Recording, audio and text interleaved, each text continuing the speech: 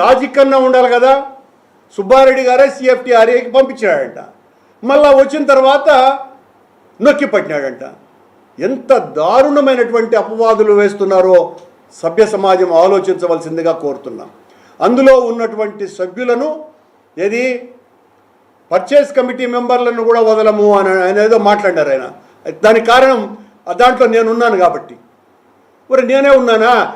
నీ క్యాబినెట్లో ఉన్నటువంటి మంత్రి పార్థసారథి కూడా అందులో మెంబర్, ఇంకొక బోర్డు సభ్యురాలు అప్పుడు ఉన్నది, ఇప్పుడు మీ శాసనసభ్యురాలుగా ఉన్నది, ఇప్పుడు కూడా ఉన్నది.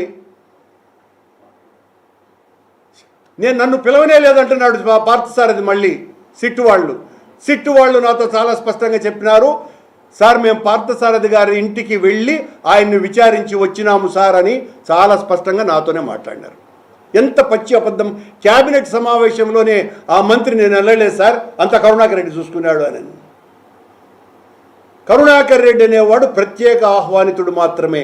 అతనికి ఏ రకమైనటువంటి వాదనకు బలమయ్యేటువంటి విషయాలలో అర్హత లేనటువంటి ఒక ప్రేక్షక పాత్ర మాత్రమే ప్రత్యేక ఆహ్వానితుడిది. ఎంతసేపు నేను మాట్లాడుతున్నాను కాబట్టి నన్ను కూడా ఒక నేరస్తునిగా చేయాలనేటువంటి తాపత్రయం తప్ప ఏమున్నది? మేము మొదటి నుంచి చెప్తున్నాం.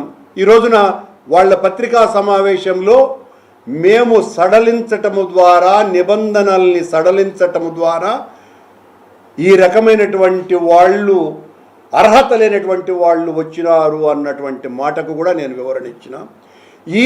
ఆ నిబంధనని సడలించటము ద్వారా కొత్తగా టెండర్లలోకి వచ్చినటువంటి ఒక్క సంస్థ పేరైనా చెప్పమని చెప్పండి, సవాలు విసురుతున్న చంద్రబాబు గారికి.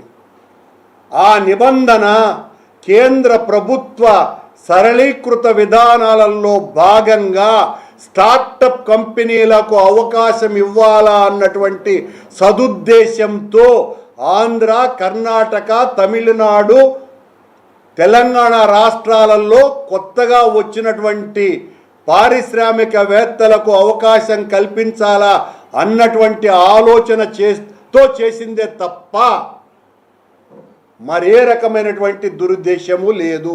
దురుద్దేశమే ఉంటే ఎందుకు సంవత్సరం పాటు చంద్రబాబు గారే ప్రత్యేకంగా నియమించుకున్న ఇద్దరు అధికారులున్నటువంటి, ఆయనకు చాలా కావలసినటువంటి ఇద్దరు అధికారులున్న 5 మంది సభ్యులైన CBI సిట్ మమ్మల్ని దోషులుగా ప్రకటించలేదు?